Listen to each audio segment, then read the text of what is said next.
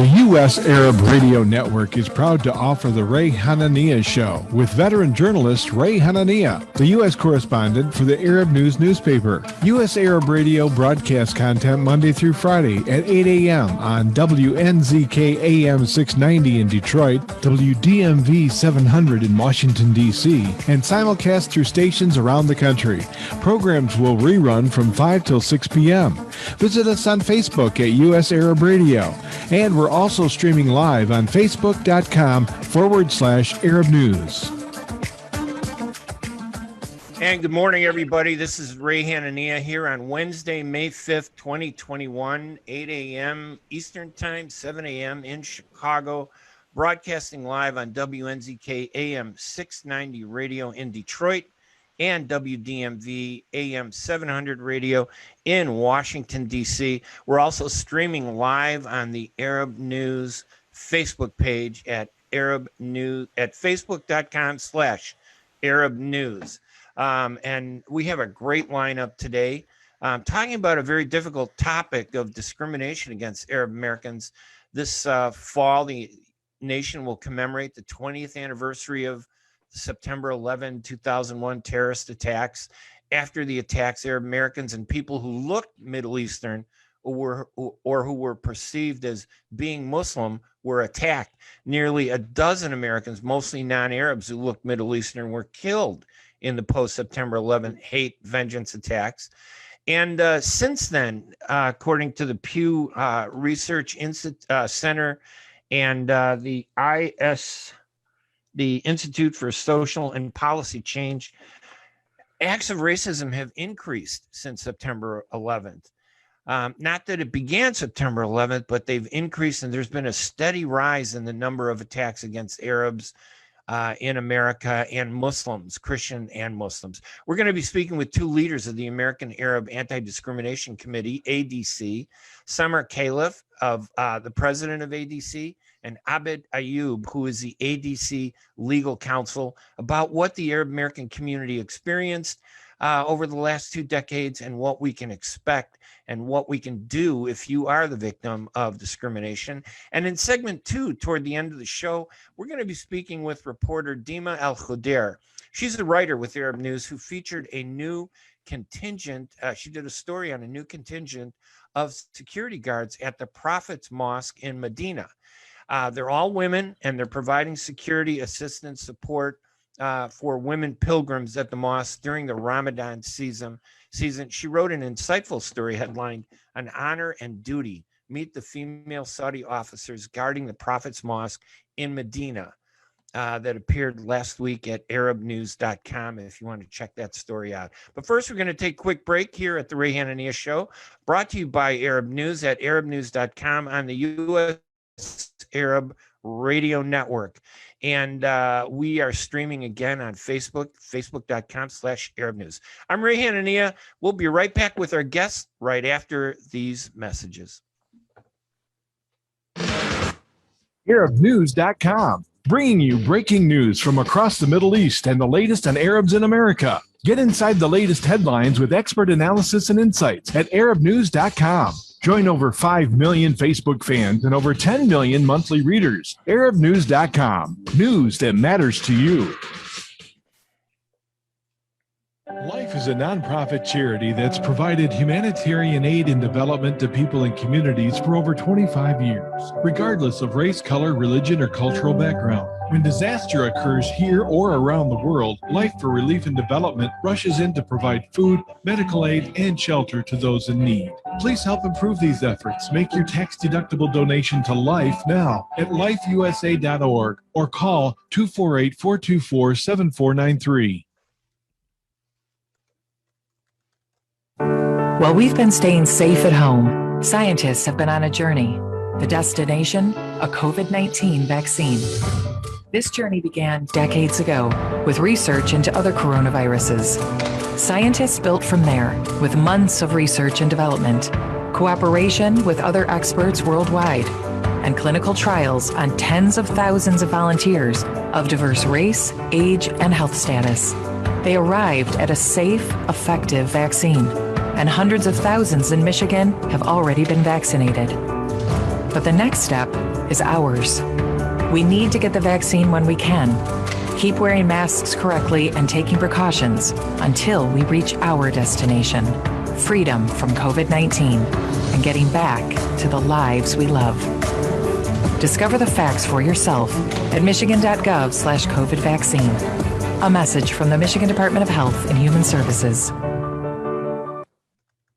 Get ready for an amazing experience at Ishtar Restaurant on 15 Mile Road in Sterling Heights. Enjoy excellent hospitality from owners Ali Al-Baghdadi and Fatty Bonham, serving the best in Mediterranean food. Try Chef Ali Al-Baghdadi's famous shawarma, the best Iraqi grills and food, and the best Arabic and international dishes. Dine in our authentic atmosphere or take out. Call 586-698-2585 or check us out on Facebook. Ishtar Restaurant practices all CDC guidelines and is open every day 11 a.m. to 10 p.m. Have an amazing experience today at Ishtar Restaurant, 3625 15 Mile Road, Sterling Heights.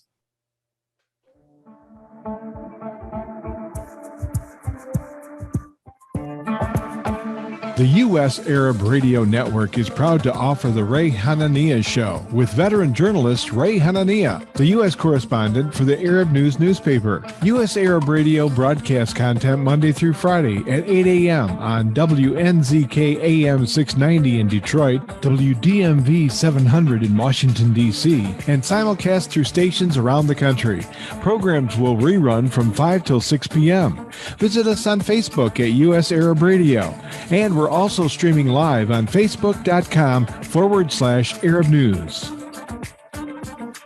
Not that anybody's going to be surprised about my age, but I was there in 1980 when Senator Jim Aberezek in Chicago, he came here to talk about setting up this organization called the American Arab Anti-Discrimination Committee. And today I got to say that the seeds that he put down have really blossomed. ADC, the American Arab Anti-Discrimination Committee, is probably the most important and leading organization when it comes to standing up for the rights of Arab Americans and actually all Americans. I'm sure they defend everybody, their rights. We're lucky to have two of the leaders of ADC, Samar Khalaf, who is the president of ADC, and Abed Ayoub, who is the ADC Legal Counsel, on the show with us to kind of talk about a topic that just never goes away. Samar, Abed, thank you both, gentlemen, for joining me this morning. I appreciate it. Thanks for having us, Ray. Thank you. And this, a lot of people think discrimination started after September 11th, but as we know, it's been going on a long time. ADC has been documenting fighting discrimination and representing victims of discrimination for many, many years. And you guys are at the top of that pinnacle with the fight. But it seems like I was looking at the Pew Research Center and a study that Georgetown did, and I'm sure that maybe you guys can help us understand this. The trends keep going up.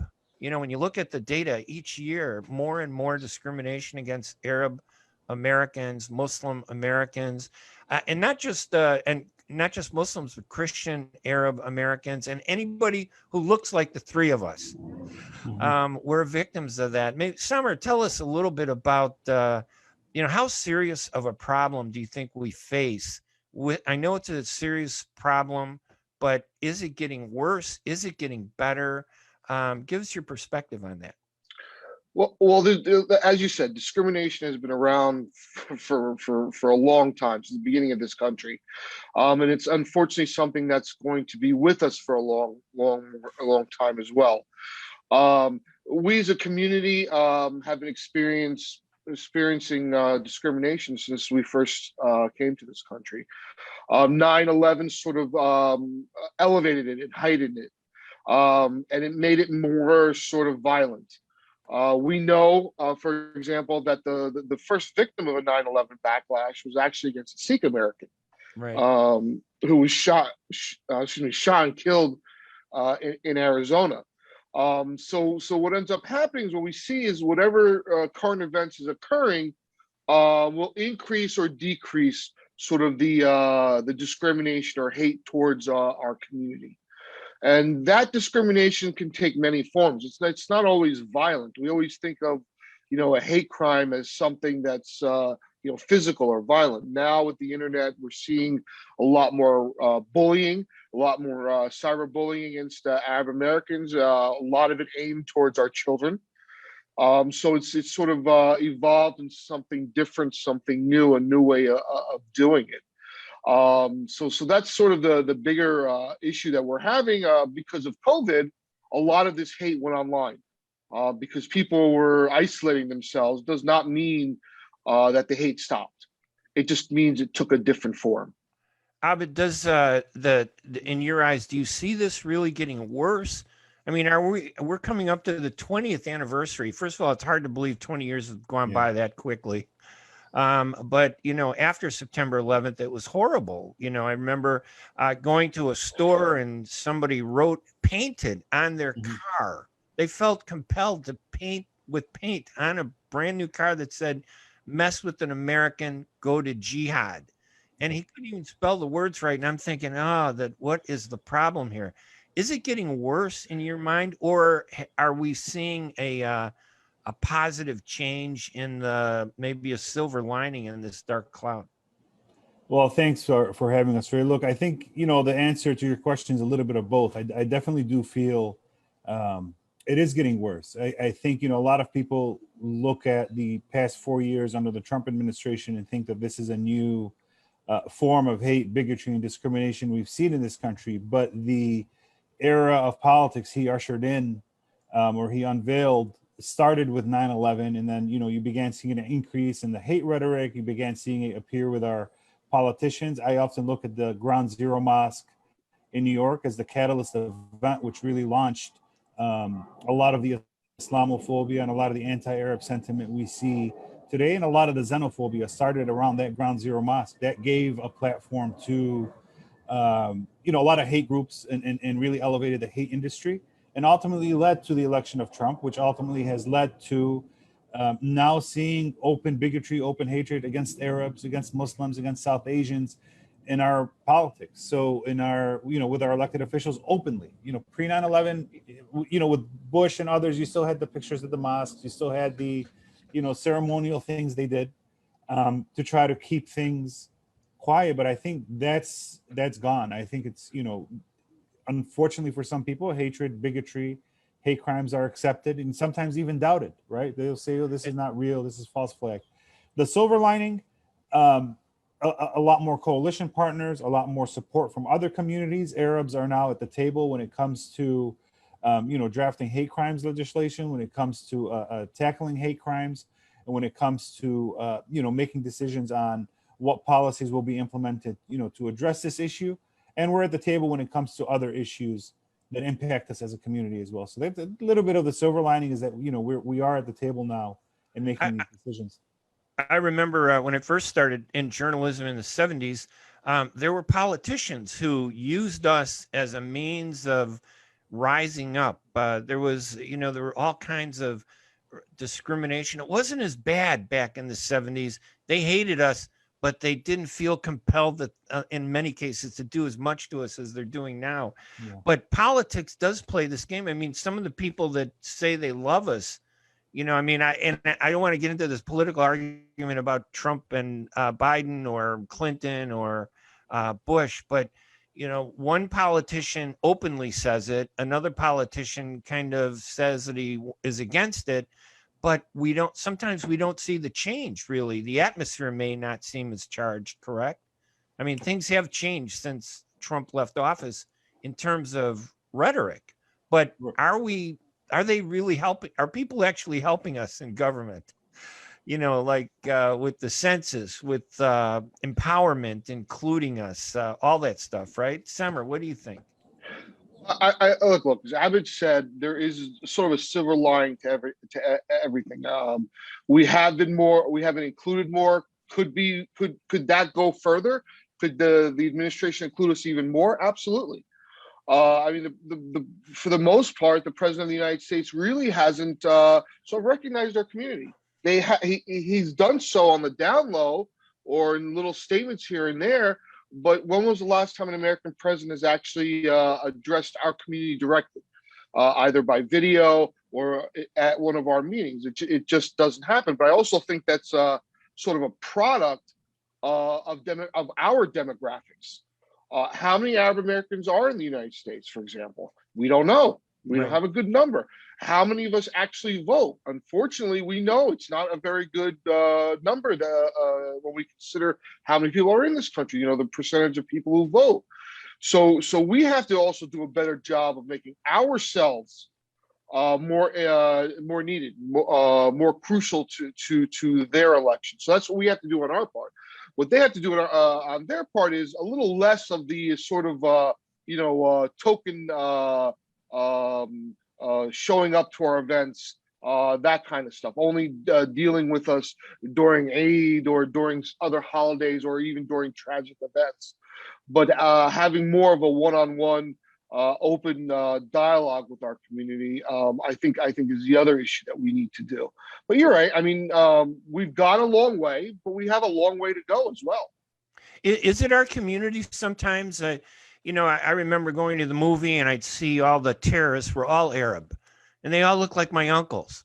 They look like my cousins, and I would sit there and say, "What do we do?" My cousins became all doctors and engineers. I figured maybe I got to do something different, become a journalist. Do we not make that choice and that's kind of a sacrifice. My parents were like upset that I became a journalist, but don't we as Arab Americans have to kind of make a sacrifice, really be better at English than Arabic, understand the American system, get involved more in American processes? Abed, do you think we do that as a community? Do we actually engage at the level we should be engaged at? Sure, and I do, and I want to step back just one thing. You're going to have two types of discrimination. You're going to have the rhetoric and the public discrimination, and that's quieted down since the prior administration has left. At least the political rhetoric on some is quieted down, but we still see some of the public engage in it. And then you have the structural discrimination problems and programs that we have to work towards, dismantling, and a lot of the programs that target the community. That's a longer fight. That's regardless of who's in office. We have to push back against that. Look, as far as what the community is doing, I do believe we're engaged, but you kind of, you're walking close to a point that we're working on and picking up at ADC. And that includes, the discrimination of like economic opportunities and opportunities in different fields. Well, a lot of people don't realize, and something we've been working on, is our professionals in almost every field do face discrimination and they don't know it. They're not given the opportunities to elevate themselves, whether it be in journalism, whether it be in the legal field, or whether it be in the medical profession. Most of the time they're facing a ceiling. Most of the time they're forced to go back, whether it be to Chicago or Dearborn, and open their practice.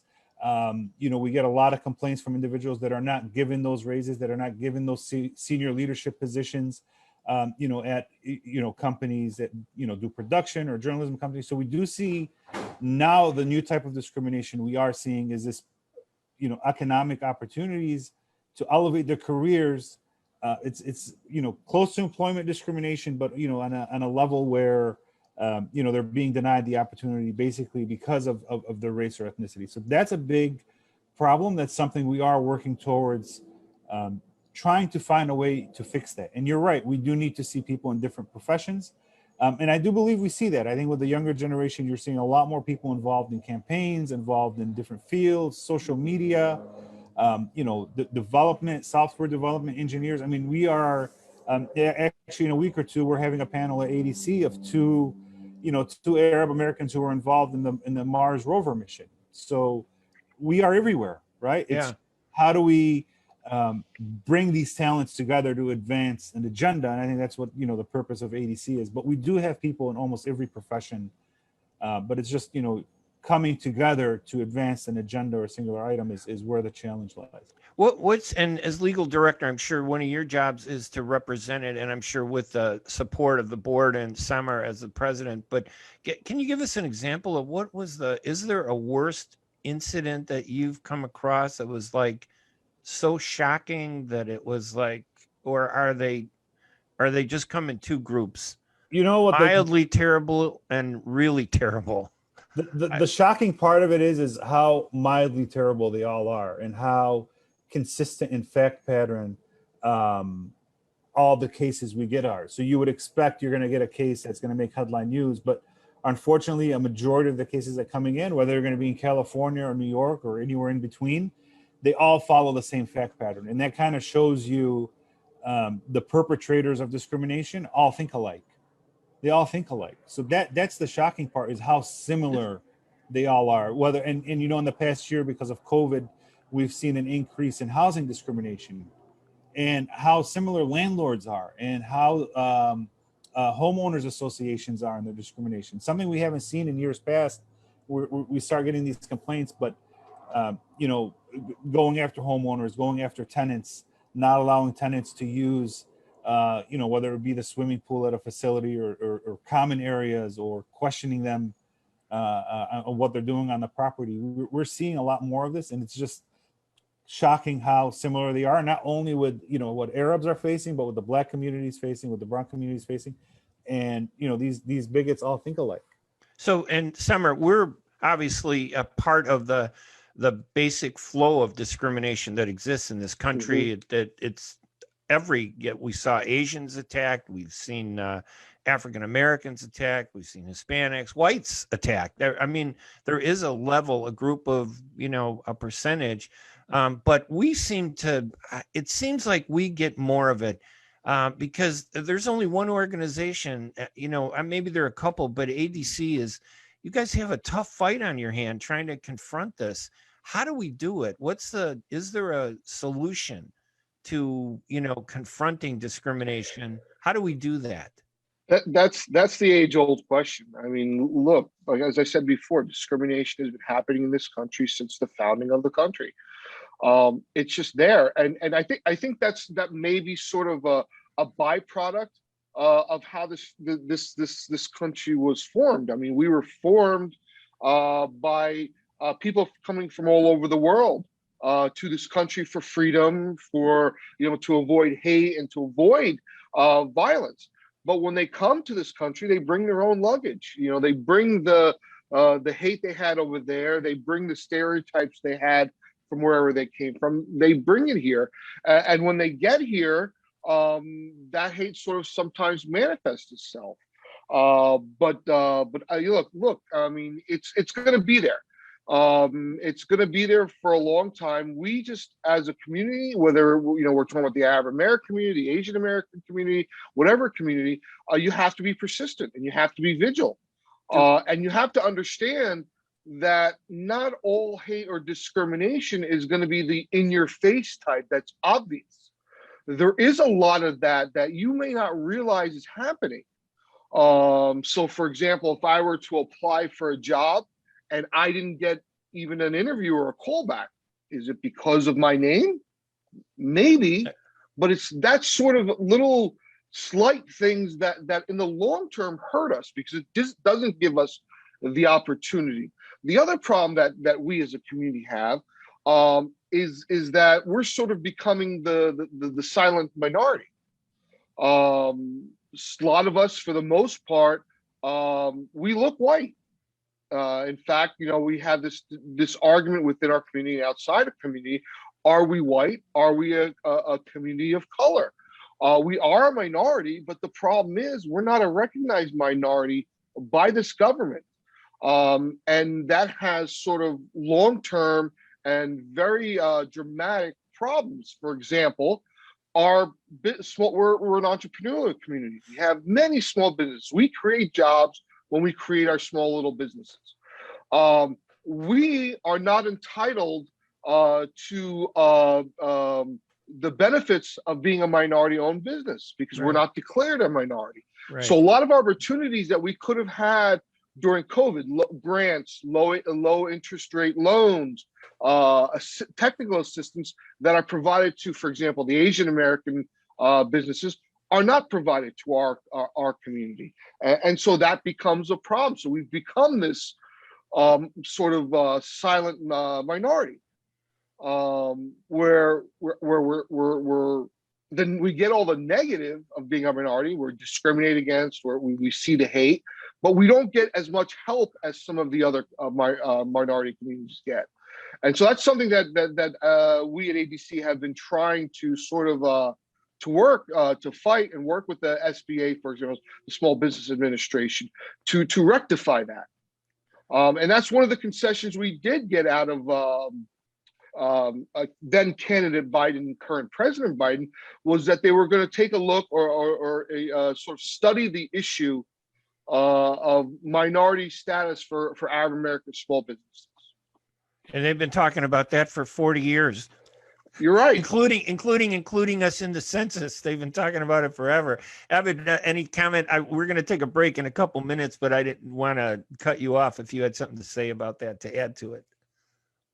No, I just think, that touches on the new types of discrimination we're going to be facing. And that's going to be, how do we get to support our, the economic viability of the community after COVID is on top of our agenda, and taking care of our small business owners.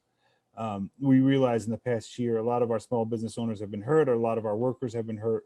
So we are working hard to figure out how we can, bring them into the fold and provide some benefit to them.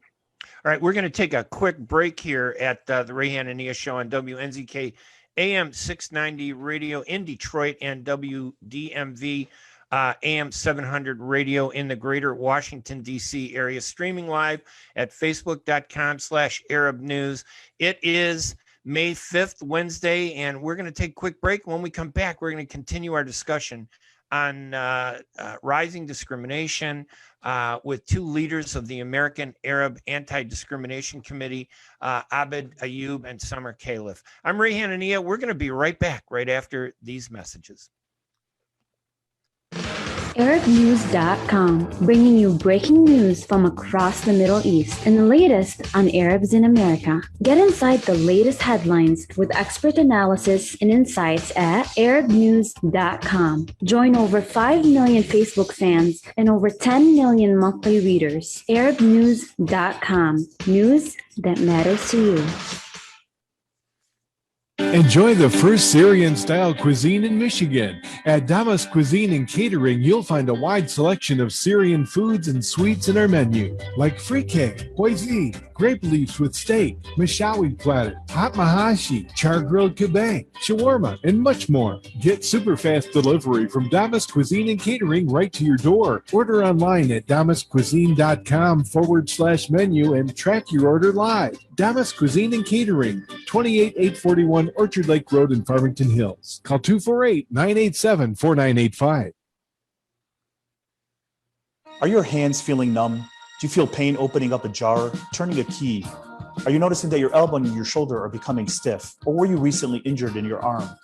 Hello, I'm Dr. Al-Majid Katranji, and at the Katranji Hand Center, which just recently opened down the street from the Somerset Mall, we can provide you with the latest in hand, wrist, elbow, and shoulder care.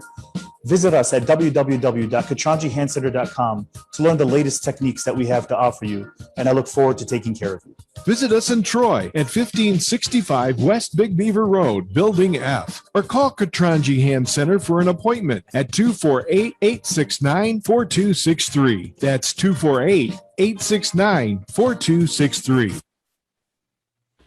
At Top Rehab Physical Therapy Clinic in Dearborn, we provide effective physical therapy sessions in order to limit pain and discomfort. Top Rehab provides physical therapy care for any diagnosis prescribed by a physician, and we regularly see and treat conditions such as stroke, TMJ, fibromyalgia, sciatica, joint pain, and more. We use a variety of pain management methods, including modalities, soft tissue mobilization, and therapeutic exercise. If you're in need of physical rehabilitation or physical therapy, get the highest quality health care at Top Rehab. Most insurance is accepted, and we're open Monday, Wednesday, and Friday 8 to 6, Tuesday and Thursday 8 to 5, and Saturday 10 till 2. Call for an appointment today at 313-846-0555. That's 313-846-0555. Choose Top Rehab Physical Therapy Clinic on Michigan Avenue in Dearborn. Life's too short to be in pain.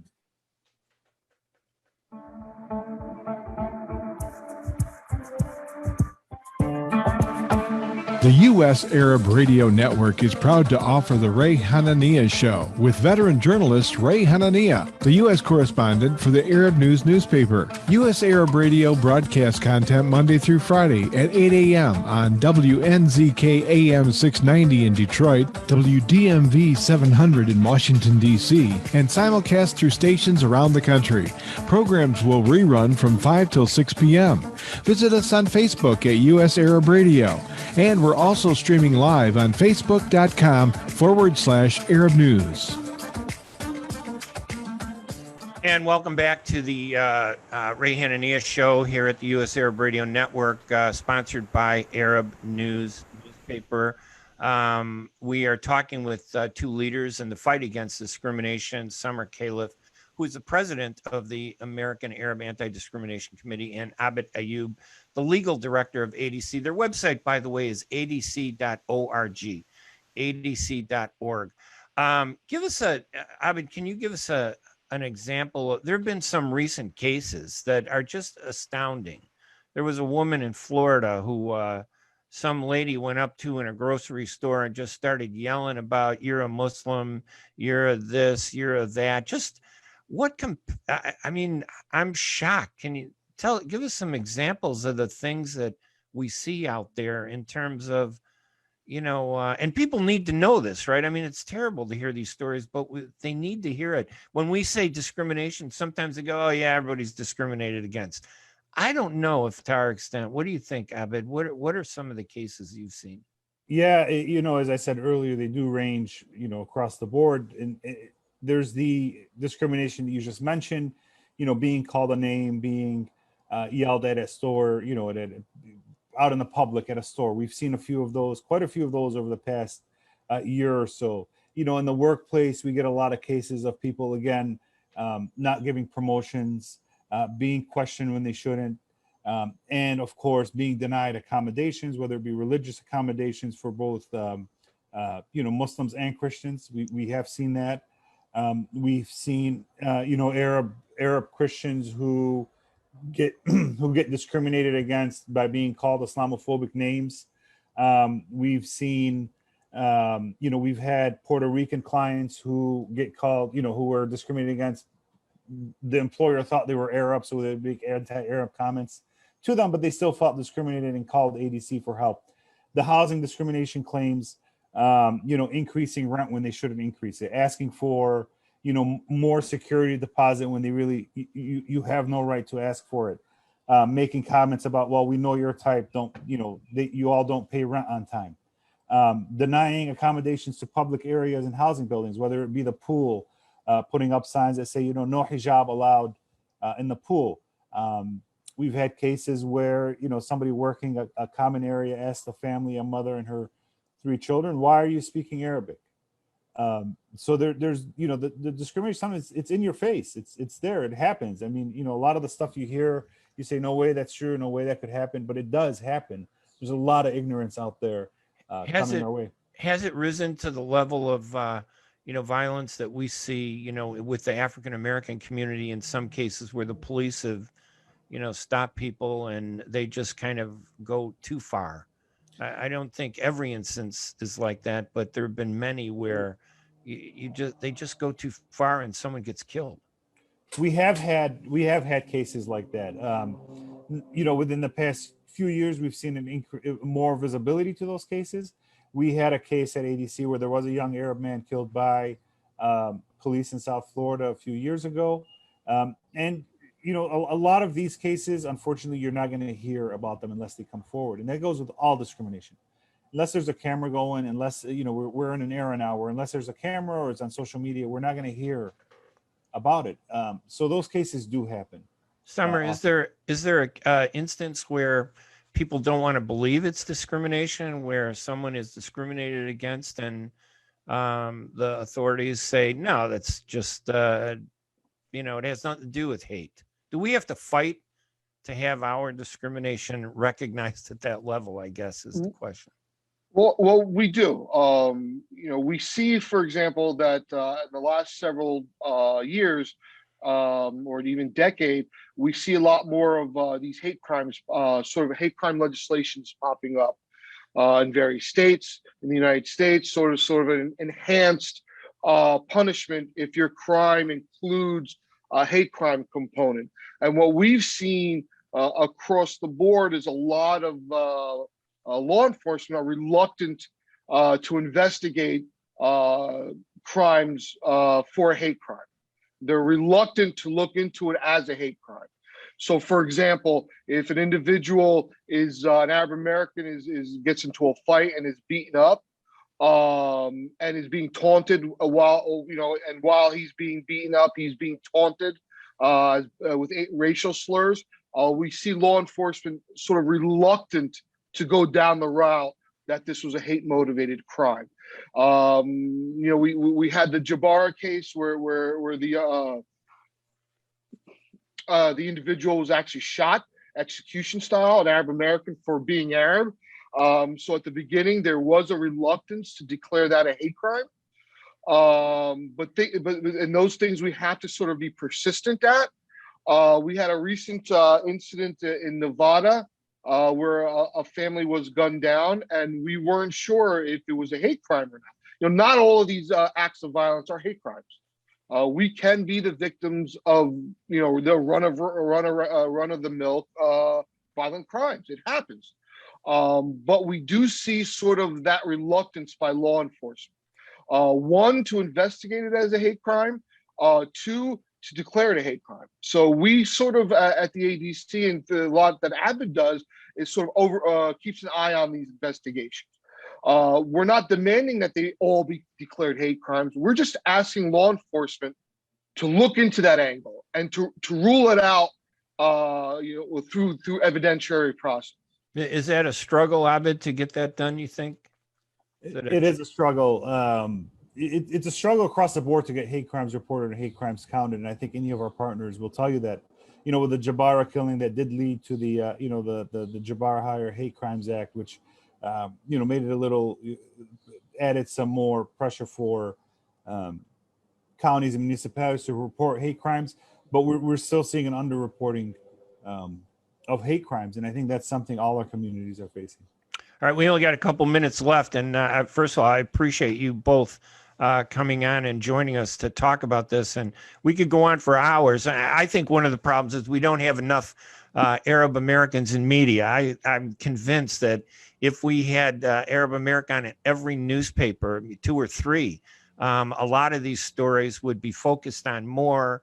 They'd be taken more seriously, but we're still struggling, even in the journalism field, just to get our seat at the table. But any final thoughts, Samar and then Abed, about what people should do if they're the victim, or things that you feel are real important that you want to leave with the audience before we say thank you?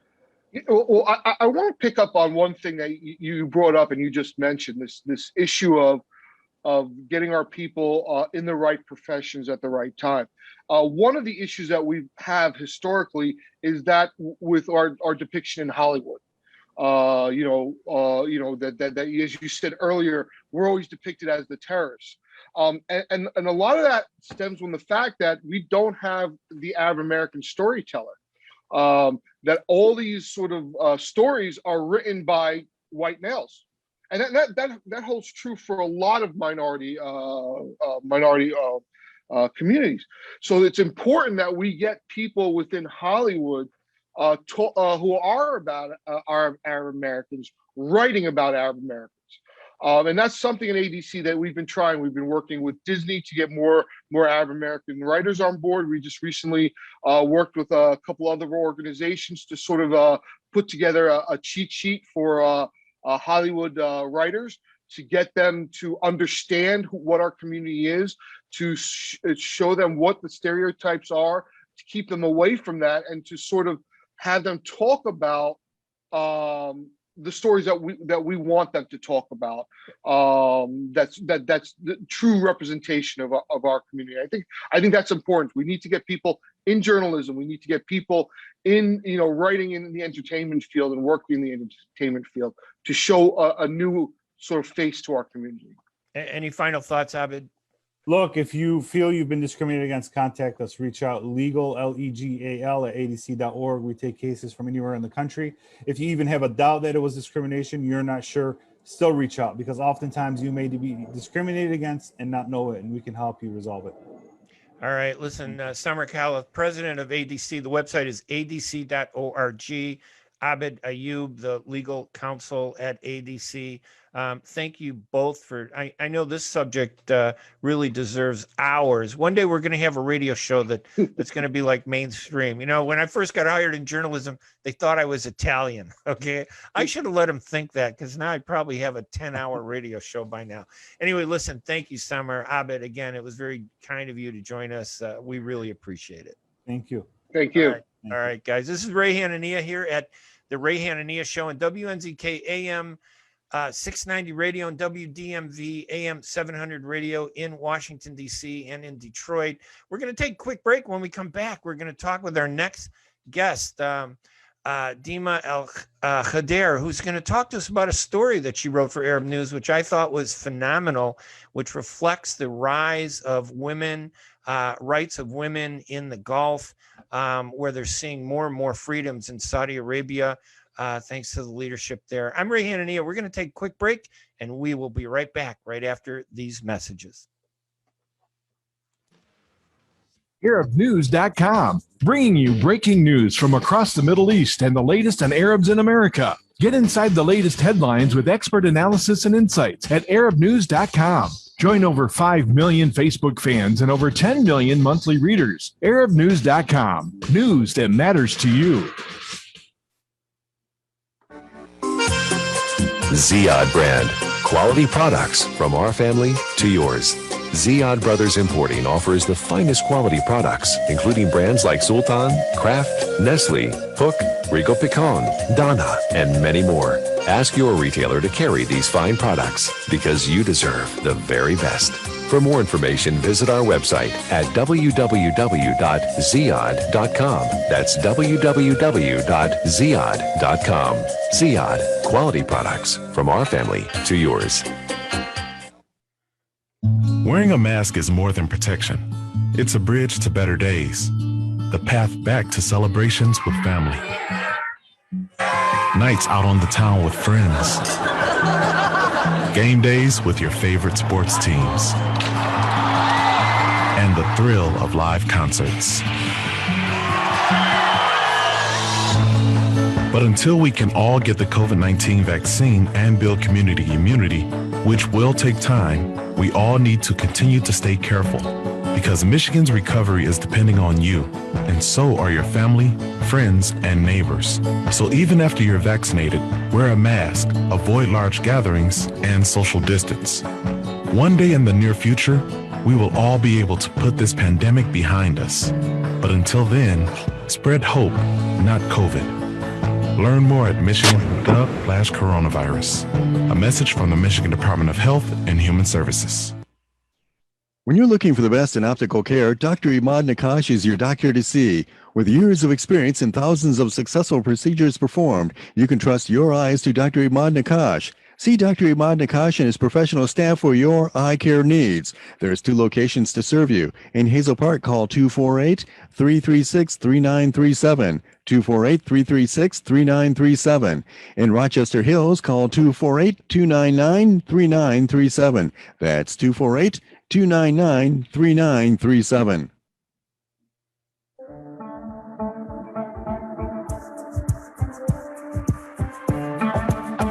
The U.S. Arab Radio Network is proud to offer the Ray Hanania Show with veteran journalist Ray Hanania, the U.S. correspondent for the Arab News newspaper. U.S. Arab Radio broadcasts content Monday through Friday at 8 a.m. on WNZK AM 690 in Detroit, WDMV 700 in Washington, D.C., and simulcast through stations around the country. Programs will rerun from 5 till 6 p.m. Visit us on Facebook at U.S. Arab Radio, and we're also streaming live on Facebook.com/Arab News. And remember, this show that you're hearing now will be rebroadcast tonight in Detroit on WNZK AM 690 at 5 p.m. so you can hear the whole show if you missed part of the segment that we did on anti-Arab discrimination in the U.S. with the two Summer Khalaf and Abed Ayoub from the American Arab Anti-Discrimination Committee. Now I want to welcome our next guest, Deema Al-Khudair. She's a writer for Arab News. She featured a new contingent of security guards at the Prophets Mosque in Medinah, who are all women, and providing security, assistance, and support to women pilgrims at the mosque during this Ramadan season. Ramadan Kareem, Deema, thank you so much for joining us this morning. I really appreciate it. Thank you for having me. You wrote a great story headlined "An Honor and Duty." Meet the female Saudi officers guarding the Prophets Mosque in Medinah, which is in Arab News. If people want to read it at arabnews.com. It was really an inspiring story to see women take the role of equal status at every level. And this is just another example of this. Tell us, before we get into that, tell us a little bit about yourself and some of the stories that you've written about as a woman journalist. Yes. I've been happily working with Arab News for 3 years, and I write for the local desk. So anything interesting happening in the kingdom, I'll be on it. Some of my favorite stories include the children's story. During the pandemic last year, we were all upset about the lockdown. So I wanted to find a way to make light of the situation. I interviewed children. What do they know about the coronavirus? And I laughed through the whole article. They thought it was some green monster that's gonna turn people into zombies. I loved that article. So, and it lightened the mood, right? In a very depressing time. Last year was a terrible time, and we're still struggling to get out of that. Tell us about this story that you just wrote about the female Saudi officers. What was that story? What's so unusual about it? So it's mainly, the general theme is the inclusion of women in every sector, but we're highlighting their role in the military sector. So women have been enrolling in the military for about 3 years now, but for them to be noticed in the two holy mosques is still relatively new. The female security guards in Mecca joined about last Hajj season, and most of these women that I interviewed in the Prophets Mosque in Medina told me that they've been working for 6 months there. And is there some special background that they need, some special training? Tell us about how they became guards, and describe some of the women that you met, that you spoke to during the story. As for requirements, all they need to be is healthy, reach a certain height and a certain weight, overall fit and healthy. They received firearm training, self-defense, learned about fitness, and they took courses in Islamic studies, computer education, and English courses to speak with foreigners visiting the mosque. Anything men went through, they received the same training.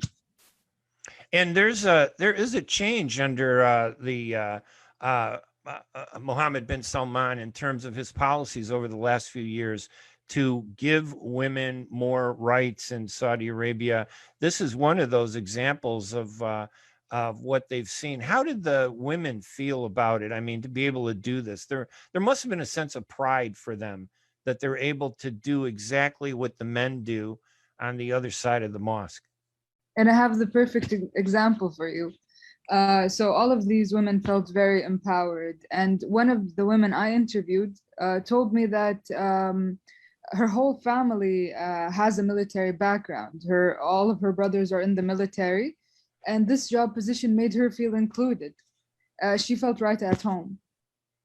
And it must be a sense of strength to be able to wear the uniform, because I think previously, correct, you were explaining to me that there were women and men and women obviously pray separately at the mosque. And in the women's section, there were women aides that were present there, but now it's been elevated with training. As you mentioned, they can carry guns for protection of everybody there. They have more training They have very distinct uniforms too. Yes. So the women who worked before them, they were wearing modest dresses. For example, like the one I'm wearing right now.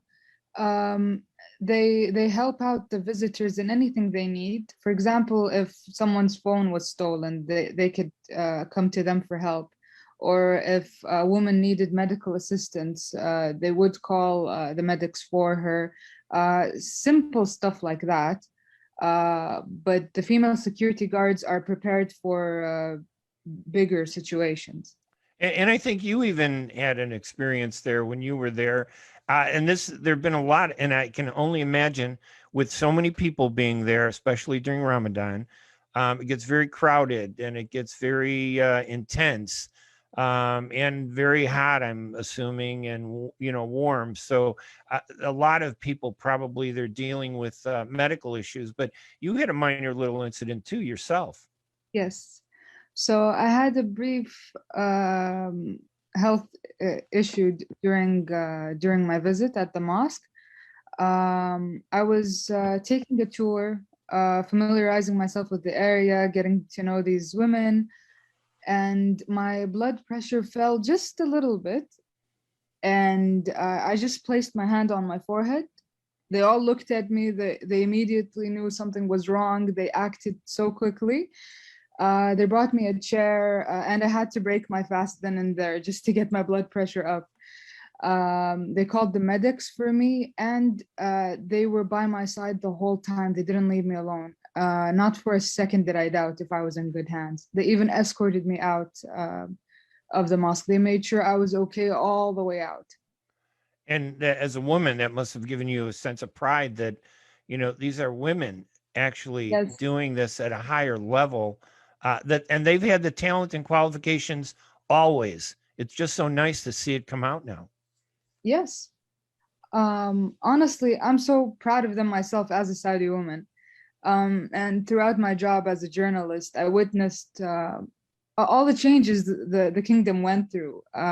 For example, I interviewed female athletes, big business women, and other interesting high ranks. So this was very special for me. I was so excited to interview these security guards.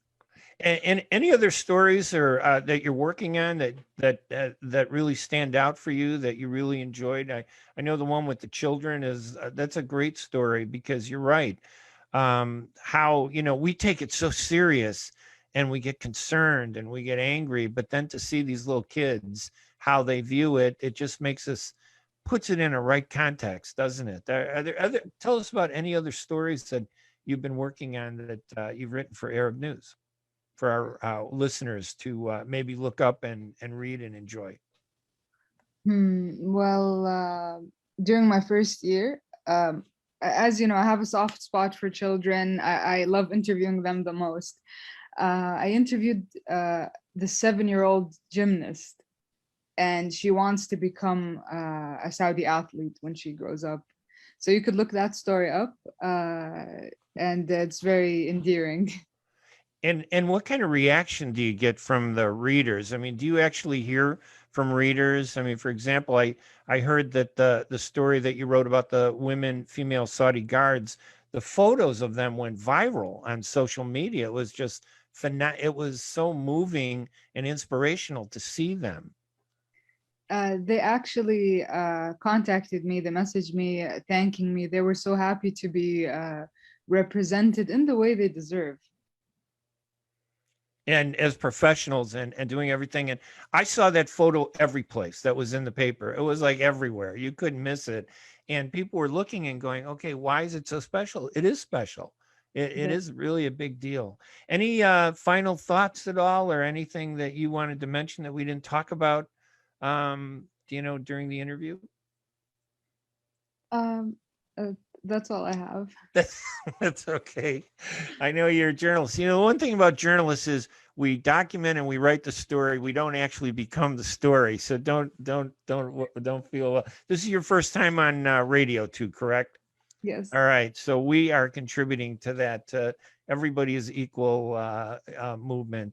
Deema, thank you so much for joining us this morning. It was a real pleasure talking with you. And I'm going to be looking for your stories in Arab news under the name Deema Al-Khudair, our writer and guest this morning on our segment 2 portion of the Ray Hanania show. Deema, thank you again. And Ramadan Kareem. Thank you. And I think, and also, if I'm not mistaken, again, I apologize, I'm not Muslim, but the Eid al-Fitr, I think, is next week. That's the big Eid coming up. Yes. Yes. All right. And blessings for that, too. Although I hope it's not too early to say that. No, it's learn fine. all this stuff. I need to learn it all. Deema, thank you again for joining us. We really appreciate it. Thank you for having me. All right. We'll talk to you again. That was Deema Al-Khudair. She is a writer for Arab News. She featured a new a story on the contingent of security guards at the Prophets Mosque at Medinah. They're all women providing security assistance and support to women pilgrims at the mosque. It's one of the 2 big and most important mosques in Islam. And the title of the story, if you want to look it up at arabnews.com, is An Honor and Duty, Meet the Female Saudi Officers Guarding the Prophets Mosque in Medinah. I'm Ray Hanania. I'll tell you what, I just want to remind everybody, there's so many things that we do here that with the support of Arab News, we have the Facebook page where you can obviously go and watch this live if you're not in Detroit and the greater Detroit region, which includes all of Michigan and Ohio. And if you're not in Washington D.C. itself, you can watch and listen to the show in Virginia and also in Maryland and pick it up over there. And we also podcast. We have a new podcast that we are running. So if you go to arabnews.com/Ray Radio Show, you'll be able to pick up all of the podcasts of all the shows that we've done. Thanks to the producers that helped me out, Jad Batar, Max Semmel, who really do a great job. This seems easy to sit here in front of a microphone, but it's not. There's, especially with all the technology that we have to do. So we have a YouTube channel where you can watch the videos of these radio shows, and we want to hear from you. We want to hear what you think about these, so you can email us. And if you want, you can email me at ray.hanania@arabnews.com, or you can go online at arabnews.com. I want to hear your feedback. I know that there are a number of people watching out at on our Facebook page at facebook.com/Arab News.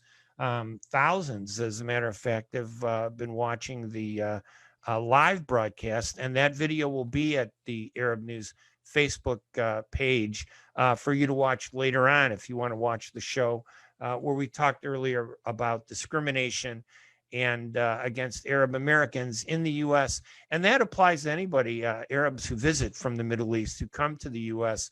They need to understand that it's like everybody. I think we are singled out a little bit more because of the news and the way we're portrayed in the media.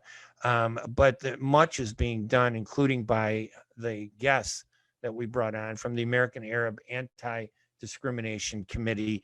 So I want to thank all of you for joining us here and listening to us. We're going to be back next week on Wednesday. We have 2 shows that we are working on, one addressing the U.S. Census and the challenges facing Arab Americans. Should we be listed in the census?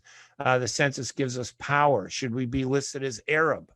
I know some people want us listed as MENA, Middle East and North Africa, which personally I don't like. I'm an Arab. I'm proud to be an Arab, and I want to be listed as an Arab. And if you're not listed in the census, you do not get the financial support and grant support from the government for your community. So being listed is significant. It also determines our political empowerment, because they have to create districts, congressional districts, to represent us. and those people that are listed in the census, but Arab Americans are not. Anyway, listen, I want to thank you for joining us. It's Ray Hanania. Our website, again, is arabnews.com/Ray Radio Show. I hope you'll stop there and check out all the assets and all the other things that you'll find at arabnews.com. I'm Ray Hanania. Have a great week. We'll see you next Wednesday, 8 a.m. Eastern, 7 a.m. in Chicago, 3 p.m. in Saudi Arabia. Talk to you later, everybody. Bye-bye.